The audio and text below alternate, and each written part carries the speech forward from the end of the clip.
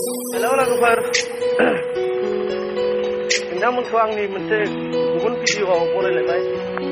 आं दा नै बाजाराव थांगासिनो दङ। इउटुबारफोरनि मिटिंबो दंमोन दिनै, नाथाय आंहा सोलाबासै थांनो। मानो होनबा आं हारसिं मानसि दा आरो बहुद गोजानावसो दंफैयो आङो। खोनादों खोनानायालाय इउटुबाव नायनानै आरो मिथिदोंबो बबे जायगायाव जागोन बेखौबो मिथिदों। दा उफाय गैया, हारसिं मानसि आरो आंनाबो चेनेला बारा एसेबां गिदिर नङा। दा बिनि थाखायनो आं बयनिसिमबो निमाहा बिहरनाय थाबाय। अब्लाबो दा आं माने बाजाराव थांनो नागिरदों नालाय, दा ओमफ्राय बाजाराव मा मा लानाय जायो देखायनोसै। आंजों लोगोआव आरो नै सासे दं एखिजाय सन्जय नाम, बिथाङाबो सासे इउटुबार। बिनो साबसिन बारा थाङाखै खोमालै, आंना बांसिन जाना दं आरो बिनिफ्राय।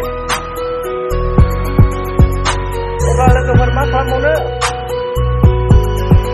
दा आङो बाजाराव मा मा लानाय जायो बेखौ देखायनोसै। बे जोंनि आंगो गामिनि सिनायथि, बे लामाजों फैयो अराय आंनि अनजालि। अननायनि गेवलां गेवथां गोमो गोजा बिबार, मोदोमलाङो लामा लामा दख'ना थावसि।